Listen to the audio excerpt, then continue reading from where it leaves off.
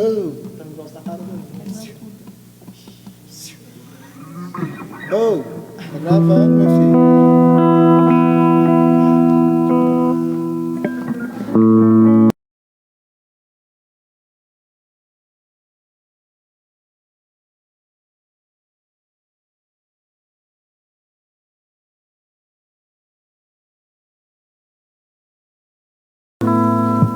Glória a Deus. Boa noite, igreja. Que a paz seja convosco, amém? Aleluias. Que nessa noite Deus possa entrar na tua casa, entrar na tua vida. Que você venha abrir o teu coração para que o Espírito Santo ocupe lugar na tua história. Encontre um espaço no teu coração. Eu não sei onde você se encontra, mas Deus sabe, Ele te conhece. E Ele é Deus que guarda, Ele é Deus que protege. Meu irmão, Ele é o nosso tudo. Em todo o tempo Ele é, em todo o tempo Ele faz, porque todo o controle de todas as coisas está nas mãos dEle. Eu quero convidar você a fechar os seus olhos nessa noite e voltar o teu coração, o teu pensamento para Deus. No livro de Apocalipse fala que Ele está à porta e bate. Se alguém abrir, Ele vai entrar e cear com Ele. Ei. No livro de Jeremias fala: buscar-me-eis e me encontrareis, quando me buscardes de todo o vosso coração. Nessa noite Deus está batendo a porta do teu coração. E se você buscar com todo o seu coração, a glória do Senhor vai te visitar, a presença dEle vai te envolver. Oh, aleluias. Não deixe que nada impeça, meu irmão, você de adorar o nome dEle nessa noite. Oh, aleluias. Com a tua alma, com o teu coração, declare que Ele é o tudo. És meu tudo. Oh, aleluia. És meu Senhor. Ele é. És meu amigo, meu intercessor, O meu braço forte. meu braço forte, Oh, aleluias. meu conselheiro, Maravilhoso. maravilhoso, Aleluias. meu grande eu sou. Eu não sou nada. Eu não sou nada sem. Eu não vivo. Eu não vivo sem ti. Sem a tua presença, Deus. Sem tua presença Oh, aleluias. eu morro. Oh, Deus. Sem tua presença eu morro. Com toda a tua alma, declara. És meu tudo, és meu Senhor, és meu amigo, meu intercessor, O meu braço forte. meu braço forte, Meu conselheiro. meu conselheiro, Maravilhoso. maravilhoso, meu grande eu sou. Eu não sou nada Eu não sou nada sem ti. sem ti. Eu não vivo Eu não vivo sem ti. Sem tua presença sem tua presença.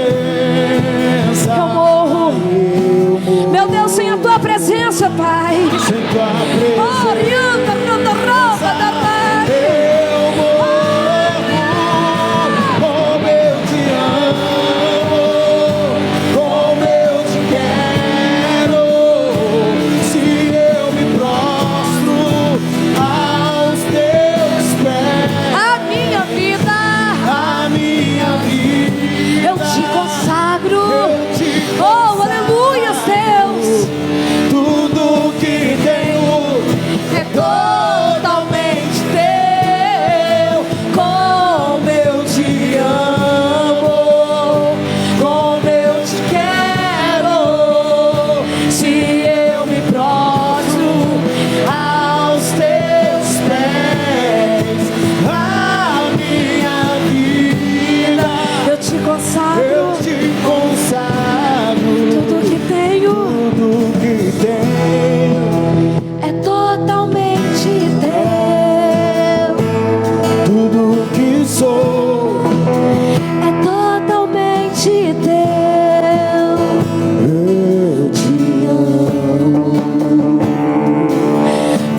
declaração para Deus nessa noite.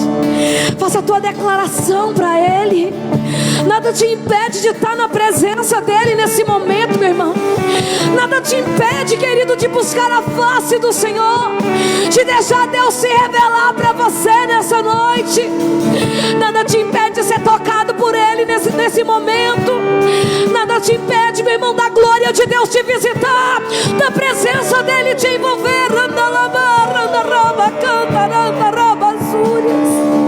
Oh Deus, sopra. Espírito Santo, sopra nessa casa, sopra nessa vida. Como eu te quero, como eu te quero. se eu me prostro, se eu me prostro aos teus pés, a minha vida, eu te consagro, tudo que tenho, tudo que tenho é totalmente teu. Como eu te amo, como eu te quero, se eu me prostro aos teus pés, a minha vida eu te consagro, eu te consagro, tudo que tenho tudo que tenho é totalmente teu, tudo que sou, é totalmente teu. tudo que tenho, Aleluia, é totalmente teu, tudo que sou, é totalmente teu. eu Te amo.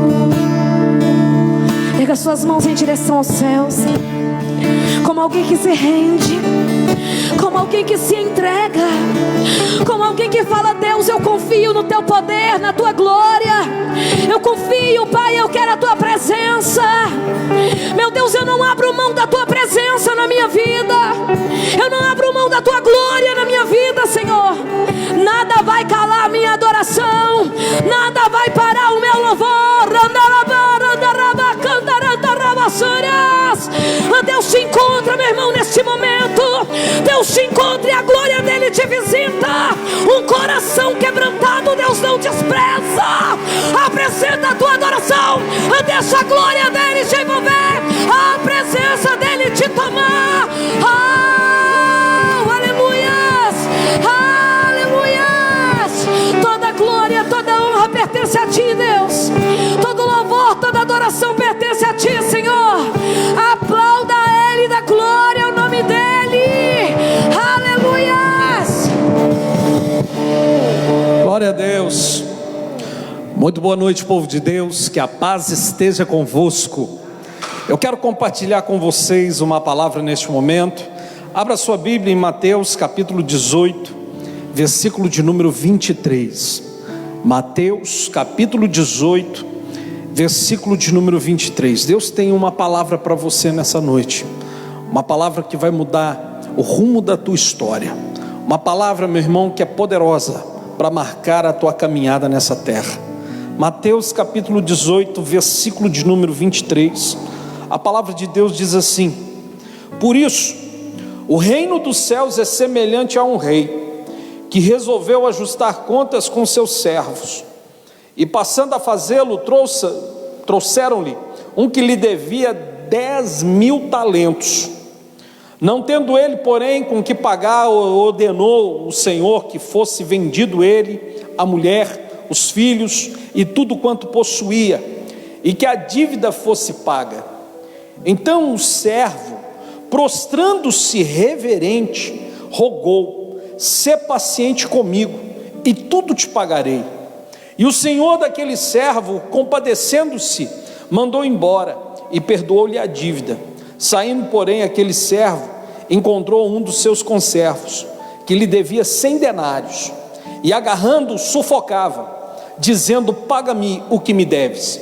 Então o seu conservo, caindo-lhe aos pés, lhe implorava: sê paciente comigo e te pagarei. Ele, entretanto, não quis, antes indo, o lançou na prisão, até que saldasse a sua dívida. Vendo seus companheiros o que se havia passado, entristeceram-se muito e foram relatar ao seu senhor tudo o que acontecera. Então o seu senhor, chamando-o, lhe disse: servo malvado, perdoei-te aquela dívida toda porque me suplicaste. Não devias tu igualmente compadecer-te do teu conservo, como também eu me compadeci de ti? Indignando-se, o seu senhor o entregou aos verdugos, até que lhe pagasse toda a dívida. Assim também meu Pai Celestial vos fará, se do íntimo não perdoar cada um a seu irmão. Vamos falar com Deus. Senhor Deus e Pai, nós nos colocamos na tua presença, meu Deus, para ouvir a tua voz, para recebermos, meu Deus, o mover abençoador da tua palavra. Que a nossa vida, meu Deus, seja tratada, que o Senhor, meu Deus, venha nos tratar nesses dias, através da tua palavra. É o que nós te pedimos em nome de Jesus, amém, e graças a Deus. Irmãos, essa é uma das parábolas mais conhecidas da Bíblia Sagrada, e na minha opinião, é a parábola que carrega a palavra mais forte de todas as outras parábolas bíblicas. Essa parábola, ela começa com Jesus dizendo: é assim que funciona o reino de Deus. O reino de Deus, meu irmão, ele é invisível, porém ele é real. Indiferente se uma pessoa acredita ou não no reino de Deus, ele existe. E o reino de Deus, ele visita o mundo dos homens. O que Jesus está dizendo então aqui nessa pregação é de realidades que, indiferente da pessoa crer ou não crer, a vida dela vai ser visitada por essa realidade. E essa parábola em particular, ela é muito especial, porque ela carrega uma mensagem muito importante para nós. Jesus está falando aqui a famosa parábola aonde há um rei, e esse rei, ele querendo fazer um ajuste no seu reino, ele mandou então que todos aqueles que lhe deviam fossem apresentados a ele. Então pessoas chegaram para ele, seus funcionários, e apresentaram um homem que, segundo a história que Jesus contou, ele devia 10.000 talentos. Os estudiosos calcularam e calculam que esse valor hoje chegaria próximo a 25 milhões de dólares. Você imagina que é um valor que passa de 100 milhões de reais. Naquele tempo não há a quantidade de riquezas como existe hoje. Israel, por exemplo, mais ou menos assim, se juntasse 3 regiões de Israel, não dava o valor. Esse valor de 10.000 talentos não era o que Roma conseguiria arrecadar em um ano. Houve anos em Israel que Roma não conseguiu arrecadar 10.000 talentos de imposto. E olha que os impostos que Roma colocava sobre Israel eram impostos muito, muito altos. Então nós vamos ver aqui essa realidade. Preste muita atenção nessa palavra. Esse homem tinha uma dívida que ele nunca ia conseguir pagar. Então ele tinha uma dívida que não poderia ser paga, mesmo que ele vendesse tudo que ele possuía, mesmo que ele vivesse em prol dessa dívida, mesmo que o filho dele vivesse para pagar a dívida do pai, ele mesmo assim não conseguiria pagar. Então, quando aquele homem foi apresentado ao rei, o rei tinha o poder de mandá-lo prender, o rei tinha o poder de puni-lo. Mas se o rei fosse puni-lo, um pai seria encarcerado, uma criança ia perder o seu futuro, uma esposa ia perder o seu marido, era uma família inteira que ia perder a sua perspectiva. Aquele homem ia ter que abandonar os seus sonhos, o seu futuro seria marcado pela tentativa de pagar uma dívida que ele nunca iria conseguir pagar. Então o texto fala que esse rei, movido de profunda compaixão, ele vira para esse rapaz e fala para ele: você está perdoado. Mas quando aquele rapaz saiu dali, ele encontrou uma outra pessoa que lhe devia, só que esse devia sem dinheiro, era algo que poderia ser pago com 1 ano. Então ele sufocou aquele rapaz e falou: me paga. E o rapaz: olha, tem um pouco de paciência comigo, que eu em breve vou te pagar. Mas mesmo assim, ele bateu naquele homem e ainda chamou a polícia, o prenderam. Então ele foi trancafiado e o homem disse para ele: enquanto você não me pagar, você não vai sair da cadeia. Como que ele vai sair? Como que ele vai pagar se agora ele está dentro de uma cadeia? Como que ele vai pagar se agora ele não tem recursos, não tem forma de arrecadar um valor para pagar aquele débito? A vida daquele homem agora ficou muito mais difícil, de saldar aquela conta. Então nesse momento o rei fica sabendo, e o rei manda chamar o servo que ele havia perdoado, e disse para ele: você é muito mau, porque você não fez o que eu fiz com você, você não fez com esse rapaz. Então, Jesus, contando a sua parábola, diz que esse rapaz foi lançado no lugar onde há sofrimento. Jesus, ele trouxe uma mensagem com isso. No último versículo ele diz assim: assim também meu Pai Celeste vos fará, se do íntimo você não perdoar a cada um o seu irmão. Eu quero pregar nessa noite a visão que aquele homem tinha sobre o perdão. No versículo de número 26, ele diz assim: então o servo, prostrando-se, reverente, rogou: sê paciente comigo, que tudo eu vou te pagar. Esse servo, ele pediu para o seu rei o seguinte: tenha paciência, porque eu vou te pagar. Foram essas as palavras, foi essa a visão. Aquele servo, ele tinha uma visão assim: se eu devo, eu tenho que pagar. Mas o que ele iria pagar? Aquele homem achou que de repente, se ele vendesse tudo que ele tivesse, ele poderia começar a pagar. É engraçado, irmãos, porque se aquele homem vendesse tudo que ele tinha, ele ia bater um pouco a dívida. Se ele pegasse e se vendesse como escravo, ele ia bater um pouco a dívida. Se ele, de repente, imagina a coitada que casou com aquele sujeito. Estava lá dentro de casa, a sua esposa. De repente chegam os soldados e falam: o seu marido te vendeu como escrava, você vai ter que trabalhar de graça para pagar uma dívida dele. Imagina os coitados dos seus filhos, que nasceram, porque a gente não escolhe quem são os nossos pais, e aí de repente aqueles filhos teriam que trabalhar para pagar a dívida do seu pai. Olha a visão que aquele homem tinha. Aquele homem, ele entendia o seguinte: se eu devo, eu tenho que pagar. Só que o pagamento que aquele homem iria oferecer seria sofrimento. Ele ia pagar com o seu sofrimento. Em algum momento da sua vida, ele ia falar: eu acabei com a vida da minha família, eu acabei com o meu casamento, eu acabei com os meus filhos, eu acabei com os meus sonhos, eu acabei com as minhas conquistas. O que ele poderia oferecer para o rei era a sua felicidade do seu presente, as suas conquistas do seu presente e o seu futuro.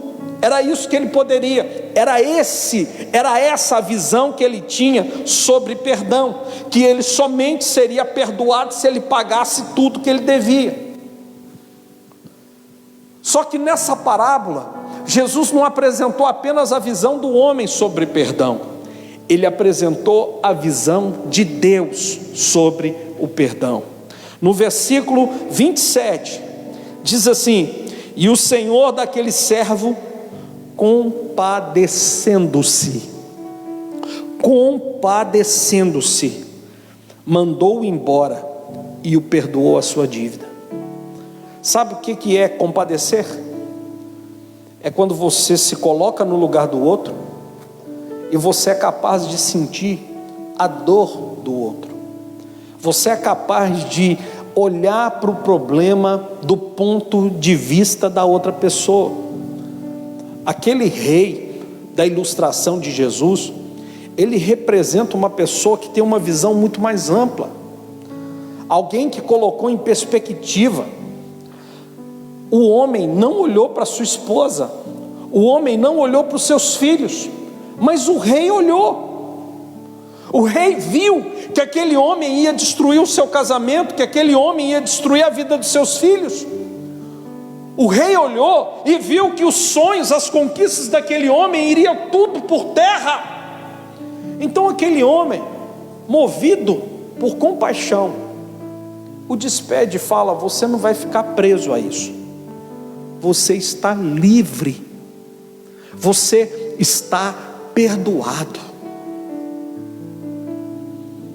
Então, se nós nessa parábola aprendemos sobre a visão do homem sobre perdão, e aprendemos sobre a visão do homem, a visão de Deus sobre o perdão, a terceira coisa que esse texto nos ensina é o que Deus não admite quando nós recebemos o seu perdão. Porque aquele homem, quando ele saiu como se nunca tivesse recebido o perdão de Deus. Ele saiu daquele encontro como se Deus nunca tivesse tido misericórdia sobre a sua vida. No versículo 26, você aprendeu comigo que aquele homem tinha uma visão sobre perdão. E ele tinha uma visão que ele achava que ele só podia pagar, se aquilo só estaria perdoado se ele pagasse tudo que ele devia. E qual foi a sua maneira para poder pagar o seu rei? Ele começou a cobrar de outras pessoas. Aquele homem começou a cobrar. Ele saiu desesperadamente atrás das pessoas que lhe deviam, porque ainda estava na cabeça dele que ele tinha que pagar o rei, apesar do rei ter lhe falado que agora estava perdoado, que aquilo agora não precisava ser pago. Aquele homem ainda, dentro dele, ele ainda queria pagar. Então, por causa desse sentimento, ele começou a oprimir um homem que lhe devia 100 dinheiros. A misericórdia que o rei teve com ele, ele não teve com aquele que lhe devia. Isso Deus não admite. Sabe o que realmente essa parábola carrega para nós como ensinamento? Algo muito profundo, meu irmão. Entenda bem, existem muitas coisas na nossa vida que dependem da nossa posição diante do perdão. Nós somos seres que nós temos corpo, alma e espírito. Na nossa alma estão as nossas lembranças, na nossa alma estão os nossos sentimentos, na nossa alma está o nosso caráter, na nossa alma está a resposta que nós temos para dar para o mundo. Está tudo impregnado na nossa alma, e dependendo qual é a revelação que nós mantemos a respeito do perdão de Deus, nós determinamos qual é a nossa posição, qual é o nosso posicionamento. Sabe, essa parábola, ela representa exatamente a realidade de muitas pessoas. Por quê? Porque quando essa parábola nos apresenta, ela nos apresenta o seguinte: esse homem, ele devia algo para alguém que mesmo uma vida inteira de sofrimento não seria capaz de pagar. Mas existia pessoas que também deviam para aquele homem. Quem são as pessoas que nos devem? Por que essa representação, essa parábola representa, é muito fácil de compreendê-la. O rei representa Deus, esse servo representa eu e você, e o nosso conservo é a pessoa que peca contra nós. Porque a maior e a melhor forma de se contrair dívida é pecando contra a pessoa. As maiores ofensas que você já sofreu na sua vida é fruto de pecado. A pessoa que um dia foi estuprada, alguém pecou contra você. Se alguém te roubou, alguém pecou contra você. Se você foi traído, alguém pecou contra você. Se você foi enganado, alguém pecou contra você. Se uma tragédia se levantou no seu coração, mataram o seu filho, alguém pecou contra você. Você pode olhar que quando uma pessoa peca contra nós temos de imediato um sentimento: nós queremos que a pessoa pague. Queremos que a pessoa pague com o quê? Com sofrimento. Com sofrimento. Nós queremos que essa pessoa venha nos pagar sofrendo. E na maioria das vezes nós esquecemos que o maior perdão é quando estamos diante de Deus e a nossa verdadeira realidade se apresenta diante dele. Porque quando estamos diante de Deus, todas as ofensas que cometemos contra ele, todos os pecados que lhe ofendem, são colocados diante de Deus.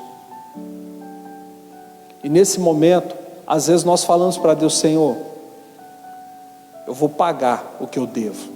Só que Deus não está interessado que você pague. No momento que você confessa e deixa, você alcança misericórdia. Você é perdoado. E a partir do momento que você é perdoado, Deus espera que você venha perdoar da mesma forma que você foi perdoado. Sabe qual era a expectativa do rei? Era gerar um novo homem. Era gerar uma pessoa que era capaz de transmitir o mesmo perdão que ele recebeu. Era gerar um homem que não ficasse preso. E eu vou falar uma coisa para vocês que é a grande verdade. Olha qual é o desfecho dessa história. E esse desfecho da história é um alerta para nós. Porque quando o rei, ele ficou sabendo que aquele homem que foi perdoado não perdoava, o rei o mandou ser preso. A pessoa que não perdoa está presa. A pessoa que não perdoa está pagando em sofrimento. Sabe o que a ciência já descobriu? Que falta de liberar perdão causa câncer. Que rancor, que mágoa apodrece o corpo da pessoa, leva pessoas a óbito. Quantas pessoas, meu irmão, estão com síndromes psicossomáticas porque guarda mágoa, rancor? Quantas pessoas não conseguem felicidade no casamento porque não libera perdão? Quantas pessoas não têm um bom relacionamento com os pais, não têm um bom relacionamento com os filhos porque não libera perdão? O perdão, ele é necessário para a nossa felicidade. Sabe por que o rei perdoou aquele homem? Para ele poder ser feliz na sua família, para ele poder viver sonhos, para ele poder prosperar, para a família dele ser feliz. Mas aquele homem, quando ele não perdoou, ele se prendeu novamente, ele abriu mão da felicidade. Quando o Senhor nos perdoa, nós teremos legalidade para sermos salvos. Mas não é só isso, nós também vamos ter legalidade para sermos abençoados. Porque as pessoas que vão conviver conosco são pessoas que vão pecar contra a gente, vão ser pessoas que vão nos ofender. E se nós não estivermos prontos, se nós não estivermos dispostos a liberarmos as pessoas, nós vamos viver uma vida de mágoas. Existem pessoas que hoje, olha que dia que se comemora hoje, Dia das Mães. E talvez você que está ouvindo essa palavra, você nem ligou para sua mãe, porque às vezes você tem uma mágoa, um ressentimento. Às vezes você tem algo contra a sua mãe. E num dia onde que todo mundo está comemorando o Dia das Mães, você não está. Existem pessoas que não estão comemorando o Dia das Mães, porque lembra da mãe que morreu. Então deixa eu te falar uma coisa. Talvez você tenha que perdoar Deus, porque talvez lá no íntimo do seu coração você tenha uma tristeza, uma mágoa, porque você sente como se Deus tivesse matado a sua mãe. E aí hoje, por falta de perdão, talvez você tenha a sua esposa e você não comemora o Dia das Mães, não valoriza o dia da sua esposa, por causa de uma ferida no seu coração. Talvez você não valorize, ou talvez você seja mãe hoje e você quer que ninguém comemore o Dia das Mães, porque você carrega uma mágoa dentro de você. Você imagina que você pode já ter perdido momentos de comunhão, churrascos, celebrações. Você já perdeu quanto tempo da sua história que você poderia ter fabricado memórias? Perdeu quantos anos, quantos abraços, quantos beijos, se você tivesse perdoado, se você tivesse realmente desprendido da mágoa. Quando nós somos ofendidos, nós passamos a querer que as outras pessoas paguem isso com sofrimento. E nessa ilustração, isso é um alerta. O rapaz, por ele não perdoar, ele voltou a ficar preso. Então escute o que eu vou te falar. Quando alguém me ofende, eu perdoo essa pessoa, não é porque eu sou bonzinho não, não é porque eu tenho um coraçãozinho bom não, eu faço isso para me abençoar. Eu faço isso por mim, não é nem pela pessoa, é por mim que eu faço isso, para que o reino de Deus esteja aberto sobre a minha vida, para que eu possa desfrutar de um futuro, porque por mais que o meu passado seja trágico, Deus tem um futuro de excelência para a minha vida. O perdão pode garantir o teu futuro. No próximo domingo, nós teremos a Santa Ceia do Senhor. E eu quero propor para você um desafio nessa semana. Perdoe. Libere o perdão, para você poder estar diante do Senhor. E quando você for falar para Ele: Senhor, me perdoe, como eu tenho perdoado aqueles que têm me ofendido. Que você venha de coração aberto buscar o perdão de Deus, porque você tem consciência que você está liberando perdão para todas as pessoas que te ofenderam. Eu quero orar pela sua vida nesse momento. Vamos nos colocar de pés, feche os seus olhos, vamos falar com Deus. Senhor Deus e Pai, eu te apresento nesse momento, meu Deus, todas as pessoas que nos ouvem e que recebem neste momento a tua bênção. Nos ensina, meu Deus, a perdoar. Nos ensina, meu Deus, a liberar o perdão, para que nenhuma mágoa, para que nenhum ressentimento venha trazer cárcere para a nossa vida, venha trazer, meu Deus, extermínio de futuro. Mas nesse momento, meu Deus, nós nos colocamos diante de Ti, Pai, para recebermos tudo aquilo que o Senhor tem como tratamento, como resposta. Para isso, meu Deus, nós te pedimos a tua bênção, em nome de Jesus, amém, e graças a Deus, amém, queridos. Irmãos, todo mês, como vocês sabem, nós temos um tema no mês, e neste mês nós estamos com o tema de Provérbios, capítulo 22, versículo 29, Provérbios 22, 29, que diz assim: Esse tema é baseado no primeiro dia de maio, se comemora o Dia do Trabalhador. Baseado nisso, olha essa promessa de Deus: vê um homem perito na sua obra, perante reis será posto, não entre a peble, não entre pessoas de baixo nível. Esse texto está em Provérbios, porque ele é um texto que revela a sabedoria judaica. Ele é um texto de sabedoria. Então, isso é algo que você pode perceber no seu dia a dia. Se você pegar em qualquer área que a gente atue, a excelência traz promoção. Se você estiver trabalhando no supermercado e o seu trabalho for de excelência, daqui a pouquinho você vai sair de uma posição baixa e você vai ser colocado numa posição de excelência. Você vai ser colocado numa posição de honra. O nosso cinegrafista aí, o Renato, ele entrou, trabalhava no supermercado como repositor e hoje é gerente. Então, você pode ver o seguinte: a excelência traz a promoção.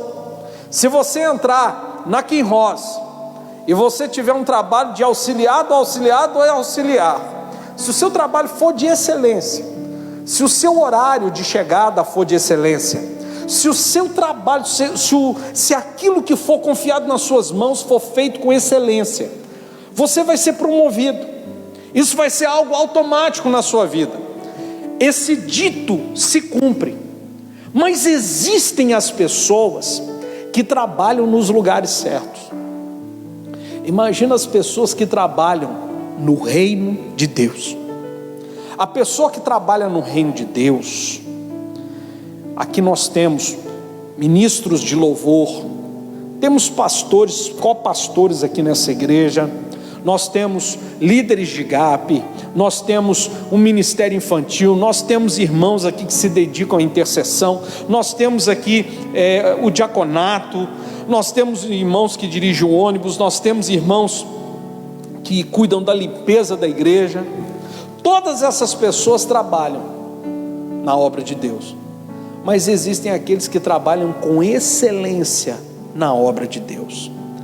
Agora, quando eu trabalho no reino de Deus com excelência, esse texto, que é um dito popular, se transforma numa promessa na minha vida. Quando a pessoa serve a Deus com o seu dízimo e a sua oferta, se ela faz isso com excelência, significa que esse texto é uma promessa na vida dela. Deus vai te tirar de lugares baixos e vai te colocar em lugares nobres. Baseado nisso, nós iremos consagrar os santos dízimos e as santas ofertas. O Deus que tira homens dos lugares baixos e coloca em lugares nobres, vai visitar a tua vida em nome de Jesus. Vamos orar. Senhor nosso Deus e Pai, nós consagramos a Ti os santos dízimos e as santas ofertas, o voto de ouro, de prata, de bronze, a oferta do projeto Neemias. Nós te apresentamos, meu Deus, o que o Teu povo te oferece. E nesse momento, meu Deus, nós queremos profetizar que o Senhor venha tirá-los dos lugares baixos e os colocar em lugares nobres, em nome de Jesus. Nós declaramos a Tua bênção, profetizamos a Tua graça, em nome de Jesus. Amém e graças a Deus. Irmãos, você pode fazer depósito na conta da nossa igreja. A nossa igreja tem uma conta agora local. Você pode fazer por transferência bancária. Você que está acompanhando pelo Facebook, está aí na sua tela. Você que está acompanhando no Instagram e gostaria de fazer sua contribuição, você pode nos solicitar pelo direct e nós iremos enviar para vocês os dados da conta da nossa igreja. Amém? Também, se você assim o desejar, você pode trazer aqui na igreja.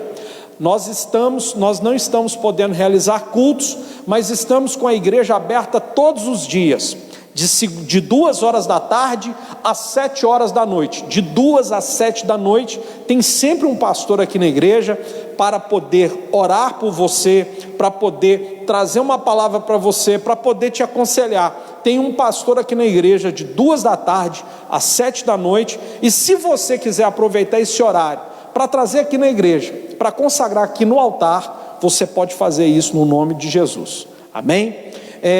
Irmãos, eu tenho algumas orientações aqui. Se nessa semana não for alterado o decreto, porque o último decreto que nós tivemos aqui em Paracatu foi extremamente específico para não ter culto. Eu não concordo com nenhuma das alegações que eu ouvi e até vi. Ministério Público de Paracatu, Prefeitura, e sinceramente falta conhecimento para as pessoas. Eu vou fazer uma crítica aqui, irmãos, e eu vou ser sincero com vocês. Por exemplo, uma das alegações foi dizer que a maioria das pessoas que frequentam a igreja são idosas. Isso mostra a ignorância, porque não nos conhecem. Nós temos nas nossas igrejas idosos, mas nós temos jovens, nós temos adultos, nós temos pessoas de todas as faixas etárias, inclusive crianças. A segunda alegação que eu não concordo: o Estado de Minas Gerais que proibiu os cultos. Então deixa eu te falar uma coisa, eu estou fazendo uma junta de decretos. Eu tenho decreto já na minha mão de Três Marias, tenho um decreto na minha mão de João Pinheiro, tenho na minha mão um decreto de Lagoa Grande, tenho conhecimento do decreto de Betim, decreto de Contagem, região metropolitana de Belo Horizonte, aonde está o maior agravamento da crise, está tudo realizando culto. Patos de Minas, Unai, Vazante, todas as cidades do nosso entorno estão realizando culto. A única cidade que está proibida de fazer celebração religiosa nessa região nossa, no noroeste de Minas, é só Paracatu. O restante de todas as cidades, Brasilândia, todo mundo está realizando culto. Claro que observando devidas precauções, com culto reduzido de número de pessoas, com devidos cuidados, todas essas cidades estão fazendo. E o detalhe é que falar que isso é uma atribuição do Estado, não é. Não é atribuição do Ministério Público também não. Quem faz decreto e assina é prefeito. É prefeito quem pode. Foi isso que os ministros do Supremo Tribunal Federal determinaram. Determinaram que a condição, quem iria estabelecer sobre fechamento ou não de comércio ou de qualquer outra atividade era governador e prefeito. O governador do estado de Minas Gerais disse que cada município tem a sua particularidade. Então cada prefeito tem esse poder, menos em Paracatu. Paracatu não é o prefeito não, é o Ministério Público que define o que o prefeito pode assinar ou não. Isso é ridículo, isso é ridículo, ridículo, ridículo. Eu deixo aqui o meu protesto. Porém, eu não vou desobedecer uma ordem pública, não vou desobedecer um decreto firmado, uma lei firmada. Então nós não iremos realizar celebrações. Fica aqui o meu protesto. Eu não concordo com nada que foi alegado, nada que me foi apresentado, não concordo, porém nós vamos acatar. Nós não faremos reuniões até que esse decreto mude. Nós não iremos realizá-lo, somente live. Nós teremos na quarta-feira uma live da Corrente das 7 Orações às 7 horas da noite.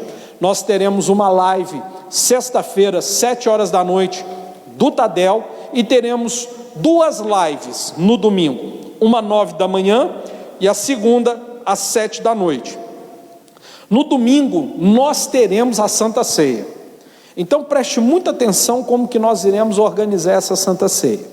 Durante o sábado, no plantão que vamos realizar aqui na igreja, nós iremos distribuir o kit de Santa Ceia. A Santa Ceia sempre na nossa igreja é no segundo domingo do mês, seria hoje, mas hoje não vai ser possível, porque nós não estávamos preparados para fazer uma ceia online. Então a gente adiou para que a gente pudesse comprar a ceia e chegasse a tempo. Então domingo que vem nós vamos fazer uma ceia online. Nós iremos distribuir no sábado de 2 às 7 da noite você pode pegar o seu kit de ceia, só passar aqui na igreja e pegar o seu kit de Santa Ceia. E domingo também, de 2 às 7 da noite, estaremos distribuindo o kit. Porém, no culto da manhã, se você pegou no sábado, no culto da manhã, na live da manhã, nós iremos fazer a Santa Ceia, e você da sua casa, na hora de consagrarmos o pão e o vinho, você vai tomar na sua casa. E às 7 horas, nós iremos repetir a live, consagrando a Santa Ceia e tomando a ceia do Senhor, no nome de Jesus. Amém? Então essa é a nossa orientação para vocês a respeito da Santa Ceia. Agora, tudo isso pode mudar se de repente o decreto for alterado. Tomara a Deus que a consciência, eu vou orar para Deus trazer inquietação no coração dos nossos governantes. Eu vou ter que mudar a minha oração. Deus, inquieta o coração desse povo. Eu vou orar. Sabe por quê? Porque se eles nos liberarem, nós vamos fazer a Santa Ceia presencial, no nome de Jesus. Amém? Vamos estar encerrando essa live, essa reunião, orando por todas as mães. Você que é mãe, que Deus venha te abençoar poderosamente, que cada uma das promessas de Deus se cumpra sobre a tua vida, e que você possa ser fortalecida nesse dia, no nome de Jesus. Vamos orar? Vamos encerrar essa transmissão. Feche seus olhos. Pai, nós te damos graças por esse momento, pedimos a tua bênção para todas as mães, que o Senhor, meu Deus, venha dar a elas sabedoria, paciência, fortalecimento, que cada uma das tuas promessas se cumpram nas suas vidas. Nós abençoamos agora, meu Deus, cada um daqueles que nos ouvem, que a tua mão poderosa, meu Deus, seja estendida em favor dos teus filhos, que eles venham ter uma semana maravilhosa, uma semana de grandes bênçãos, e que o amor de Deus, que a graça do Filho, a comunhão do Espírito Santo esteja com todo o povo de Deus, e todos digam amém. Muito boa noite, paz seja convosco.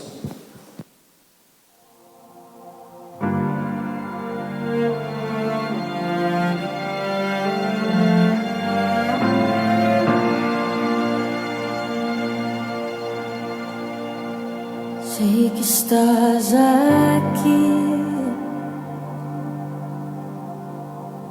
aqui neste lugar.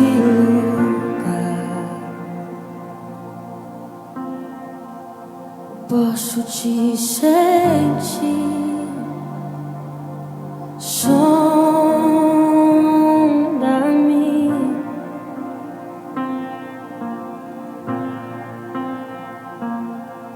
Com teu amor,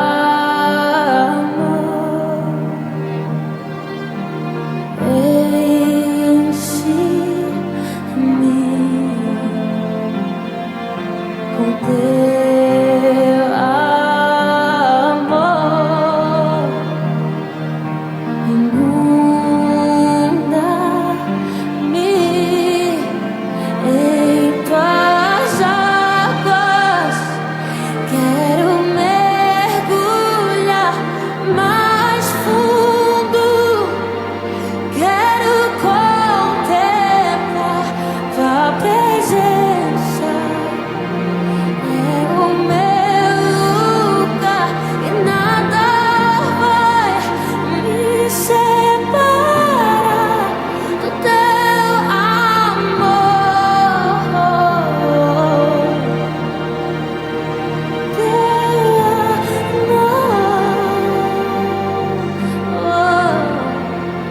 Eu olho para ti e